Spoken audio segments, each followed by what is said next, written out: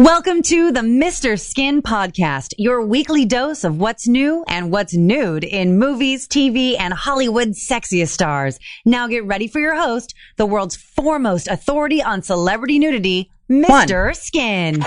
Legendary Mr. Skin. Dude, Mr. Skin. MrSkin.com. Skin, everybody. Coast to coast, from Los Angeles, Chicago, and New York, it's the Mr. Skin Podcast with your hosts, Mr. Skin and Andrea Lowell. We want to hear from you. Call the show and leave us a voicemail at 484-SKIN-POD. Find all things Mr. Skin Podcast online at MrSkinPodcast.com. Created by award-winning filmmaker Bree Mills, Adult Time is a streaming service exclusively for adults. Adult Time is a platform where mature audiences can access a huge variety of premium adult content. Dubbed the Netflix of porn, Adult Time offers an extensive catalog of over 180 channels, 60,000 episodes, and at least 5 new releases every day from some of the most recognized studios, including Girls Way, Pure Taboo, Burning Angel, Fantasy Massage, Vivid Entertainment, and so many more. They also have exclusive original series, feature films, and much, much more. Get 1 week absolutely free by creating an account at adulttime.com and use the promo code Mr. Skin. Wow. I guess that was a mouthful, huh, Andrea? I guess we have a new sponsor, Skin. Yeah, no, I'm excited. These guys are really cool. AdultTime.com, big fans. They're like, you mentioned in the promo, they're like the Netflix of porn. And more and more people are finding out about this website. They have over 180 channels. And what is really intriguing to me is obviously in the adult world, they're the leading streaming service for adults. But what people don't know about Adult Time is the amount of original programming, the movies and original series. Like I said, it's very similar. It's picture porn, but then a Netflix business model where you pay a monthly fee, but you have access to hundreds and hundreds of movies and original programming. And the original programming is a ton of fun. I'll talk a little bit later about it. But I've had my password and I've been just, for research purposes only, Andrea, checking this out. And it's really great. So thank you so much, AdultTime.com, to sponsor us. And they are big time. You think MrSkin.com is a big website? We're little babies compared to Adult Time. So very cool. Very All right. cool. I love that. Yeah.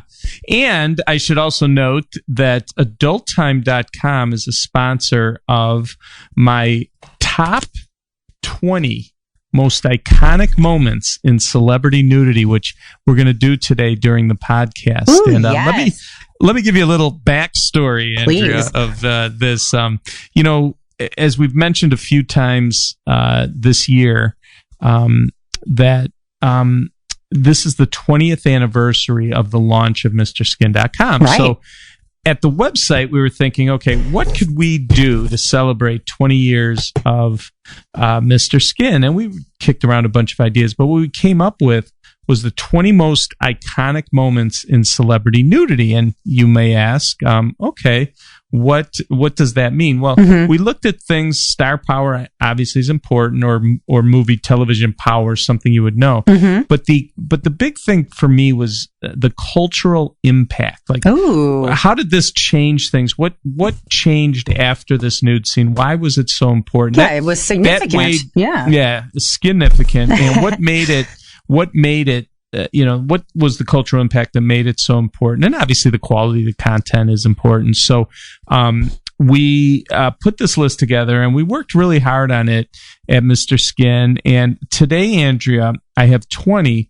For the podcast today, we're going to go through 20 through 11. Okay. And then next week, we're going to go through 10 to 1. And you're going to know, I'm pretty sure you're going to know all these scenes. Yeah, I'm pretty confident as I look it over. But if not, I'm happy to share the behind the scenes or the reasons. But you're going to know a lot of this. But I think what will be interesting is when we talk about why it made the list and what the cultural impact was and why it made our top 20. So let me get started with number 20 on the 20 most iconic moments in celebrity nudity. You know this well. It's Kate Winslet her nude scene in Titanic. Epic. Well, listen, I have different levels of nudity. What was the best nude scene of all time? What's the most famous nude scene of all time? What's the most watched nude scene in a theater of all time? Yep. I'd have to say Titanic, which, by the way, was PG-13. That's and right. a real surprise that in the highest grossing movie of all time had a nude scene. It's hard to comprehend in this day of Disney and Marvel and superhero movies that the highest grossing movie of all time had a great nude scene. But there's the scene where Leonardo DiCaprio is an artist and Kate Winslet strips down. And by the way, there's I should mention I think in the picture that CP is showing you only see breasts, but right. You could see there's different edits of this, and I should look for the we may or may not have it at the site. Yeah, there's an edit. There's different aspect ratios that show much more than what than this framing, what some people saw in theaters. But anyway, that being said, and I'm watching it right now on a loop, a GIF. And my God, is that a hot scene?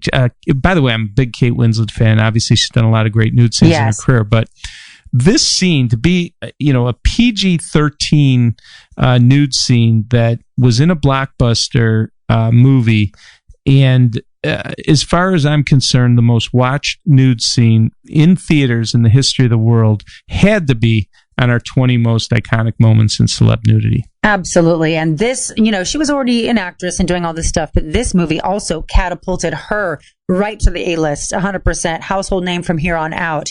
And we all know what her boobs look like. It's like you said, PG-13. Everyone saw these boobs. Everyone. Yeah. Well, she was only 21 at the time when she made this movie. It's kind of, you forget about that. And what else did I read about that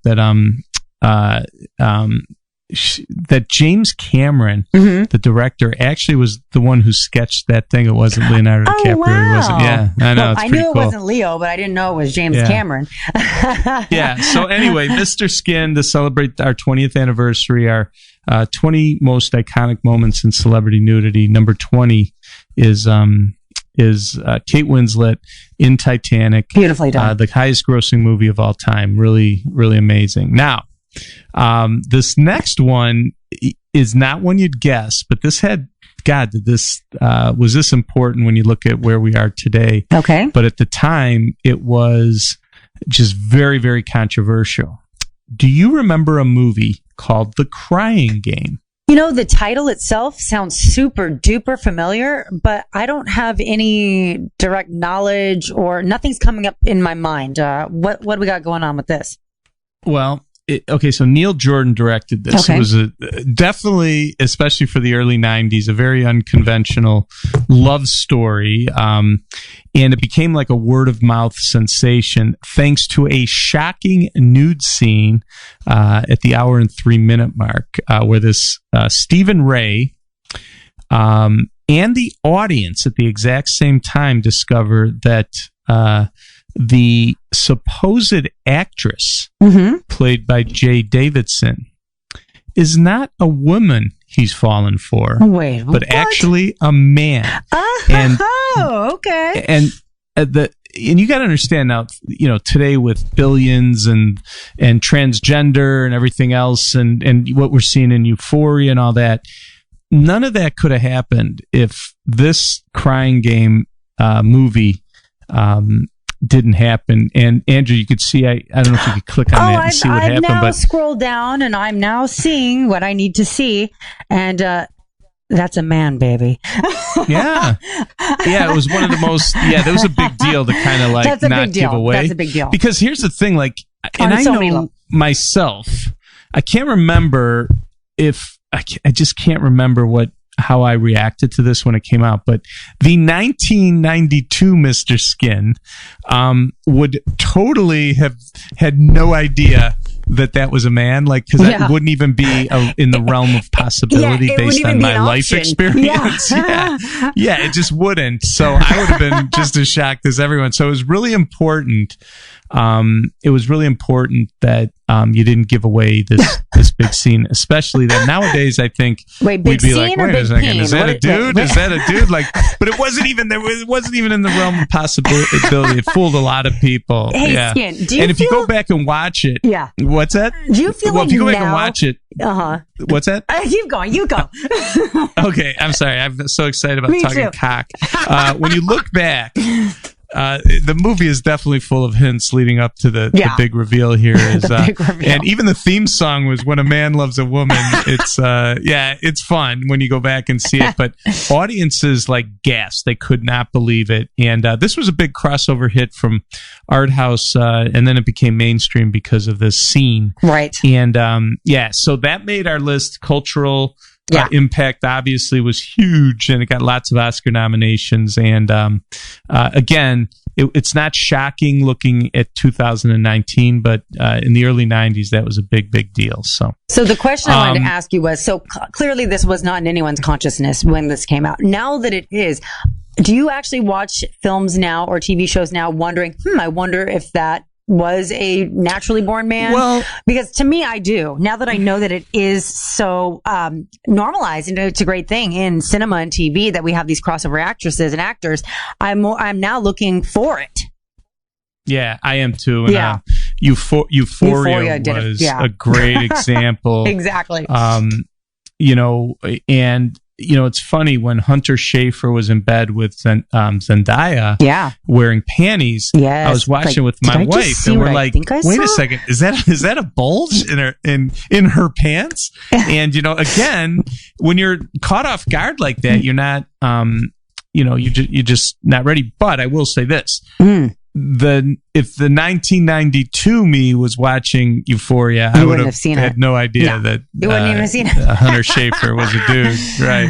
Oh Lord! So cool. Yeah, pretty cool. But yeah, it was a big deal. The plot twist of The Crying Game, which is number 19 on our list. Very cool. So again, now counting down the most iconic nude moments of all time in celebrity history is this one I fought for because I think it's a big deal. I'm not saying this will ever win any Oscars or it's critically acclaimed, but kink going mainstream in 50 Shades. And we're talking about the franchise itself. Yes. And what was a big deal over the last few years is that these three movies, this franchise, there was 50 Shades of Grey, and then all of them, starting with 50 Shades of Grey.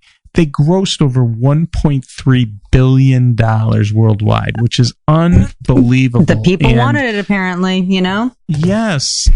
And you don't have, one of the ones on our list deals a little bit with this bondage type stuff, but that's very uncommon for a movie that features what this was about to make a splash in the mainstream. Mm-hmm. And 50 Shades is huge because, Andrea, in years to come, people are not going to be horrified and turned away when the next big Hollywood movie features, quote, kinky stuff, right? Like it did in this 50 Shades franchise. So I was always wondering, because you remember when all the women were reading 50 Shades books and stuff, it was a big deal. I do. But like, for someone like you that's lived like maybe a more, in a life where you've been progressive around lifestyle, progressive lifestyle, but for like someone like that's a soccer mom in the suburbs, this is a big deal. It was kind of kinky stuff. Yeah. So I was wondering when they made the movies, like, were they going to wimp out and not show good nudity? But Dakota Johnson and company did really well. As far as the nudity goes. Absolutely. And Jamie Dornan even showed his unit in the first one. He didn't after that, but it's pretty cool. But great nudity and incredible box office for the 50 Shades movies, which is number 18 on our iconic moments. All right, of all time. so far I'm with you 100%. What's next, Skin?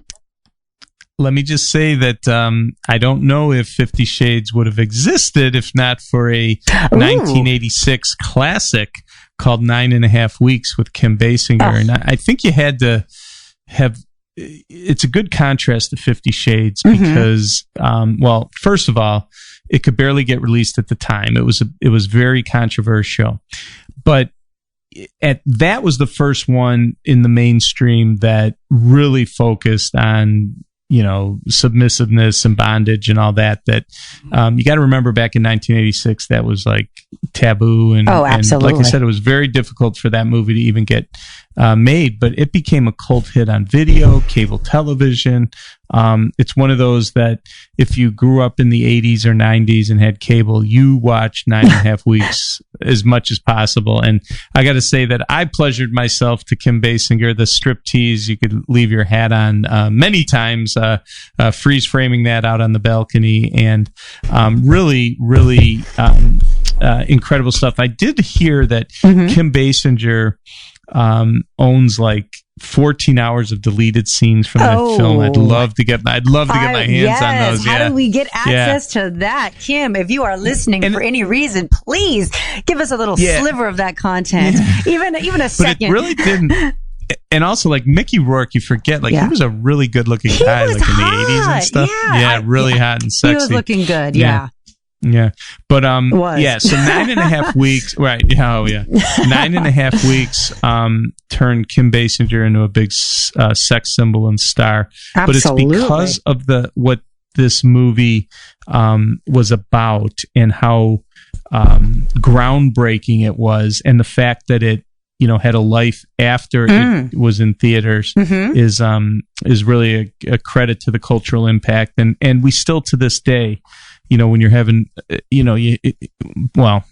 back in the day when I was hooking up with girls, you'd say like, yeah, we had a 9.5 weeks, and then it ended, so people know it's like part of, it's part of pop culture, 9.5 weeks. Yeah. Awesome. Well, how like you date a girl for a couple months, you had a 9.5 weeks. So, lots of great sex and then it ends. So anyway, that was number 17 on our list. So number 16 is a nude scene near and dear to my heart. It's Shannon Elizabeth reviving the teen sex comedy with American Pie, and best ever. Yeah, my good because I was friend, that age, Right, my good friend Mike McBeardo McPadden, who is the teen sex comedy guru, expert, of course. That big fan of his work.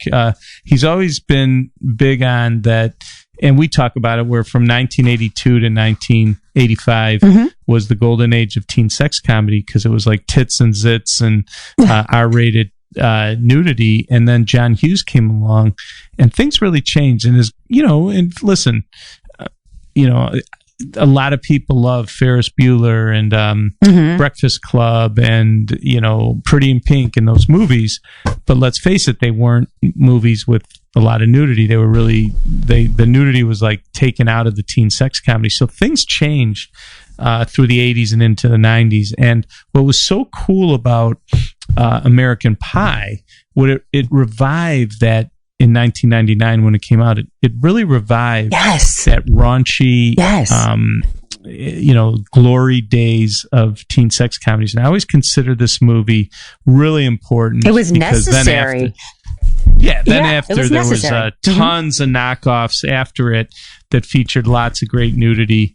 And, Shannon Elizabeth was like the Phoebe Cates of the late 90s. And absolutely. That nude scene, people remember that nude scene, and it's my era is Phoebe Cates, but the guys like 10 years younger than me or 15 years younger than me remember Shannon Elizabeth as their go-to scene. And it's really funny too when you watch it, and the guys are funny too. They're on the internet in 1999, and they're watching on their computers, and it's like, thank God for the internet. And don't forget when Jason Biggs fucked the pie. It's a great movie. It's a great movie. But anyway, so number 16 on the 20 most iconic moments in celeb nudity is Shannon Elizabeth in American Pie. And don't forget that this movie was so popular, it was parodied by Serena Vincent in Not Another Teen Movie, where she walked around completely naked for the whole movie. So many reasons that should be on the list, but that came in at number 16. So anyway, Andrew, I want to just once again, big shout out to our sponsor, Adult Time. the Netflix of porn, and not only for sponsoring the 20 most iconic moments in celeb nudity, but also for being a sponsor for this podcast this week. And really happy there. And Andrew, it's funny because, I mentioned that they're the Netflix of porn, and they have tons of original programming. So now I have a password, and I've been starting to check it out, and I love, listen to these original programming. TV shows from Adult Time. It's a show called Girl Core. Okay. A show called Future Darkly, the We Like Girls Project, but the one I am immediately going to check out is Girls Under Arrest, a new show from Adult Time, and all original content. And Future Darkly is like a porno Black Mirror, which is really cool. And we're going to have Bree Mills, the CEO of Adult Time, next week to talk more about it and finish this list. But big fans again, and I just wanted to mention thanks again for sponsoring it before we move on to 15 through 11. If I could add that our listeners get 1 week absolutely free if they go to adulttime.com and use the promo code Mr. Skin. There's no spaces, there's no punctuation, just MRSKIN, and they can check it out for themselves. Yeah, and it's definitely worth it. I'm luckily was when you're a big shot like me in the adult space, you get passwords, but please check it out. Adult Time is really worth it. I'm blown away by the amount of content in the Netflix of porn, Adult Time. So anyway, Andrea, let's go down. I want to get up to number 15. Now, I know you know this movies, and everyone remembers Brokeback Mountain. That's from, right. Yep. The 2000s. What year was that, Skin? Two cowboys go up a mountain and come back down as gay icons. It's Heath Ledger and Jake Gyllenhaal became A-listers, and they were the first, and this is why it had big cultural impact, was they were the first actors that I could think of that really got a major boost from playing gay characters rather than it harming their career. You know what I'm saying? And that was a big deal. And this movie won 3 Oscars, grossed $200 million. And it was, now there was female nudity in that. We do know that, Anne Hathaway, etc. But the film grossed close to $200 million, won 3 Oscars, and it really was about 2 good-looking heterosexual males that played gay guys. Very convincingly. And that's Good a job, big boys. deal. Very convincingly. Very convincingly. Yes. And you can relate to that, Andrea, as a heterosexual female who can fake great lesbian sex scenes when you've had them in your life, right? That is absolutely correct, Skin. It's not too hard to act when you're enjoying it. No, and it's so that's number 15 in our list. And listen, I think Heath Ledger even met Michelle Williams on the set and fell in love with her. And nice little trivia point there. And there was, I guess, a funny story where, so these guys had to really kiss. And there's a funny story where Heath Ledger almost broke Jay Gyllenhaal's nose because of the aggressive kissing, And I don't know. So this was, I think the 13th highest grossing Western of all time, and one of the highest grossing romance movies of all time. So it was a big deal. And again, the reason it's on his list is 2 male actors became big stars playing gay characters, which was, I know today that doesn't sound like as big a deal, but in 2005 era, that was. Yeah, absolutely. Groundbreaking. Yeah. And it was necessary. Yeah. So. Right on. Yes. Now, number 14 on my list of the 20 most iconic moments in celeb nudity is one of my favorite nude scenes of all time. And, Andrea, you probably know this, but I don't know if you do, but in the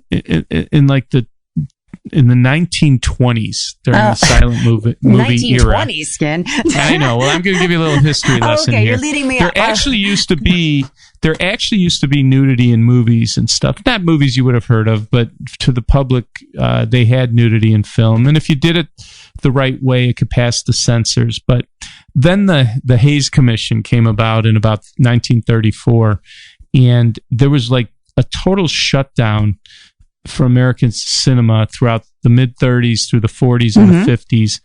And there was no lesbianism. There was no, now I'm talking to mainstream film. Okay. There was no nudity. There was nothing. I mean, it was very, like, you rarely would see a man and a woman in the same bed. It was a big deal. Oh, yeah, that's right. And then in the 1950s, Marilyn Monroe, Jane Mansfield, Mamie Van Doren hit the scene. That's right. And they became huge stars. But what also was happening at the same time was the Italians and French with Sophia Loren and Brigitte Bardot. In these were movies you could see in art house cinemas in the U.S. were doing nudity and doing very sexy things. But in the U.S. made movies, you weren't seeing any nudity.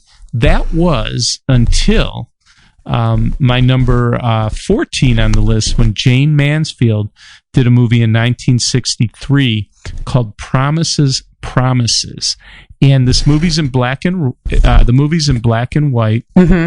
But the nudity is fantastic. And Jane Mansfield, you could say, was a poor man's Marilyn Monroe. And she wasn't obviously as famous as her, but boy, did she have an amazing body. And the best why ever. This was important was they literally promoted the movie Promises in 1963 as buy a ticket and you'll see Jane Mansfield naked. Greatest advertising. I mean, that'd get me there. Yeah, so she was like the B team Marilyn Monroe, not, Marilyn Monroe A-lister. She was more of a B-lister. But well, I'm looking at her naked. She's more of a C-D lister. Oh, my God. Maybe yeah, double D, depending on who you're asking. And she was the first American actress, in a mainstream film to do a nude scene since the 1920s, and this was a big deal. And then obviously it led, obviously it led to a bunch of other things. And a funny, it's actually a sad story, but Marilyn Monroe had in the year before was going to do a movie called Something's Gotta Give. And it's the infamous last movie of hers, but she never completed it because she was so late to the set and they just having issues. And she was going to do a nude scene in that movie. In fact, some of the stills and the video from that exist. I think we have that at MrSkin.com, if I'm not mistaken. But anyway, the film was never made, so it technically didn't count because no one saw it till many years later, in the public. But Jane Mansfield was like, well, if Marilyn Monroe's going to do a nude scene, then it's okay for me to do it. But things were changing, the 60s, things were moving. Anyway, the bottom line is this is a very important, iconic moment. Jane Mansfield completely naked in Promises from 1963. And Andrew, you might not know a lot about her, but wow, does she have awesome boobies and stunning that full beauty. figure. Yeah, she really is. I love that nude scene. There's not a flaw on her body. She's just gorgeous head to toe. So, and even in black and white, you can tell how stunning she is. So, about one this. Of the great black and white nude scenes of all time. Absolutely. And, it's funny now. If you don't know, Jane Mansfield passed away in a car accident in the 1960s, and in that car, I believe she was in the car, was her daughter, who was a baby who survived. Oh, what? Named Mariska Hargitay, who you might know from SVU, the star. Yeah. By the way, Mariska Hargitay, never nude, but it's pretty sad because Jane Mansfield died, and Mariska Hargitay is her real daughter. She just never really got to know her mom, which is too bad. But anyway, I don't know if a lot of people know that Mariska Hargitay is Jane Mansfield's daughter. So yeah, I mean, you can tell once you know and you look at her, you're like, oh my God, those are her big, beautiful eyes, But if you don't know, I don't know if you'd ever put it together. But I think you're the first person that told me that years ago, and ever since, I just saw her with such new appreciation because I'm like, oh my God, this Jane's daughter. You know what I mean? Yeah, I know. It's pretty cool. So moving down the list of the top 20 most iconic nude scenes of all time, number 13, Andrew, you know this well. I've talked to you about it a few times. My favorite group shower scene in the history of movies, and such an important movie too is from the teen sex comedy Porky's from 1982. The shower scene there, on so many levels, had culture. Yeah. This was the movie that really started that great era of teen sex comedies. This movie was like, people forget that it spent 8 weekends #1 at the box office, which is very hard to picture. Yeah, and it was just before like VHS and stuff became popular, and you still had to go to the theater to see nudity, and it just was. But what happened was, this movie did so well as a tits and zits teen sex comedy that, what do we say? What happens when when a movie about teen sex that has tons of nudity makes tons of money? What happens? It ignites a whole bunch of copycats, and that started the 80s teen sex comedy mania. This movie, but most importantly, this scene, which is still iconic today. I always have this movie's in a loop on our 100 greatest movies that we like at Mr. Skin, playing at our office all the time. Mm-hmm. I see it every once in a while when I'm going to the bathroom, which is perfect because I need about 10 minutes in the bathroom after I see that scene. So anyway, it's just a funny scene with Bola Ballbrooker pulling Tommy Turner's dick through the wall, and just a lot of cool moments. But what it did was really start that whole teen sex comedy mania. So that's number 13, the shower scene in Porky's, and it's great. Now number 12 is important because of the NC-17, using NC-17 loud and proud and making tons of money off that rating, was the Showgirls movie. It celebrated before Showgirls. You couldn't make money with NC-17, but they said, Paul Verhoeven, his follow-up to Basic Instinct, and they're like, listen, we're gonna do everything we can to promote this as an NC-17 movie. We're going to be graphic, and the screenwriter Joe Esterhaus was in, and I think he received like $2 million to write the script. Anyway, it's like I think Quentin Tarantino referred to this film as the Mandingo of the 90s, and I always say, when people ask me what's the greatest movie ever made for what I do, I always say Showgirls. When you think about Elizabeth Berkley, who was fresh from Saved by the Bell, doing some of the most graphic nudity. I mean, lips. Dude. The incredible grinding. Oh, my God. I can think of a million things right now without even looking at what I've been sent. The thrusting, the kicking, the jacuzzi, like all of it. The changing room. Like, the shows themselves. And the fact that it's not just Elizabeth Berkley skin, it's Gina Gershon. Hands down, done. No. You know what I mean? Yeah, no, you don't have to tell me. And you had Gina Gershon naked, about 13 or 14 other, Raina Riffle, a bunch of other like B-movie actresses that were in it, and lots of natural boobs.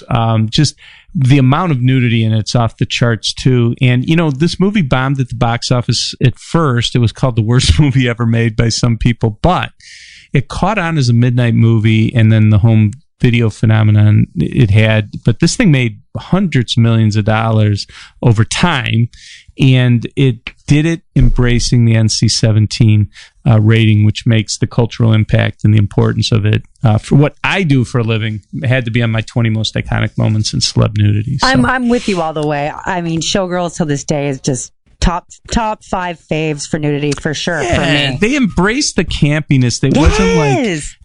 That's what was so cool about it. It's just to go back and watch it, like to think like Elizabeth Berkley was on Saved by the Bell. She was on Saved by the Bell, and then she's doing this. Spano. Yes, I know. Jessie freaking goody Spano, and now she's doing high kicks, showing her poon. Oh my God! Yeah, best ever. Yeah, it's right. I mean, like. I've heard funny stories about her parents at the premiere. I heard pretty awkward, but oh my God, whatever. Could you imagine? It's still in my opinion, the greatest movie ever made for what I get to do for a living. So anyway, we're going to wrap up today with my number 11 scene, iconic moment in celeb nudity. And to me, this is an important one because I remember everything leading up to it and everything after it because of what I do for a living. But it was the Charlotte Ross NYPD nude scene from February of 2003 that it's the cultural impact is such because here's the thing. Yeah.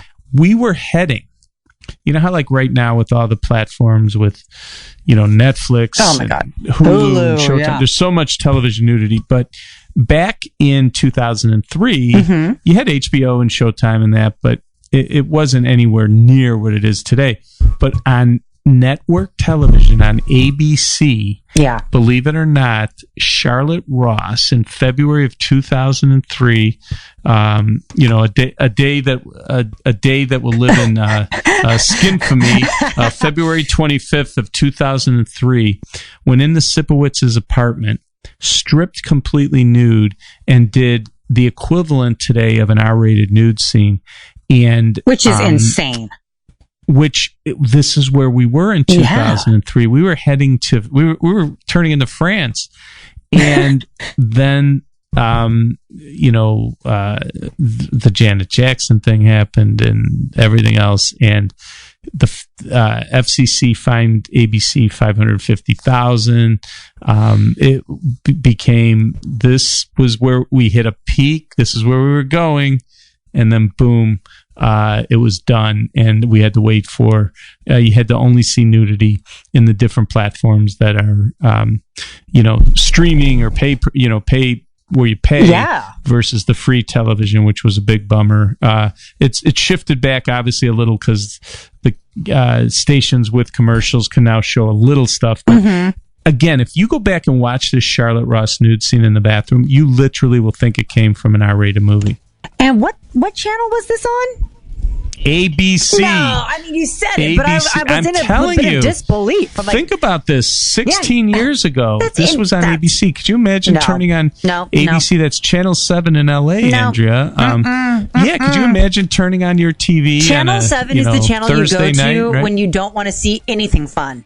Like, at all. Right. Like, oh, I think I hate myself. I'll watch Channel 7 today. Like, I mean, no one's going to Channel 7. So the fact that this, wow, I'm just still in shock.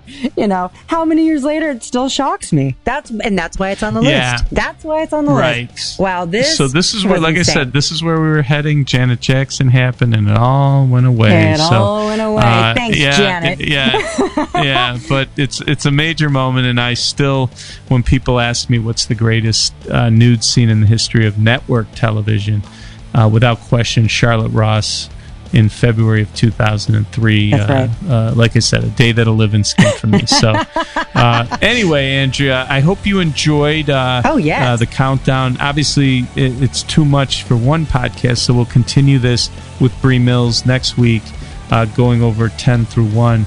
But I do appreciate, again, Adult Time, the Netflix of porn, sponsoring this. And Andrea, I hope you learned some stuff. I hope you enjoyed some stuff. And most importantly, I hope you saw some hot, naked babes. So. I did. And I just want to remind everyone not to forget to jump on that free week of unlimited Adult Time streaming by using promo code Mr. Skin. Jump on it, my friends. And like Skin said, next week we'll do the top 10 with Bree from Streamtime herself. So super exciting. We have a lot to look forward to. Thanks, Andrea. Of course. Talk next week. This concludes another scintillating episode of the Mr. Skin Podcast. Subscribe to the Mr. Skin Podcast in iTunes and never miss a show. Thanks for listening.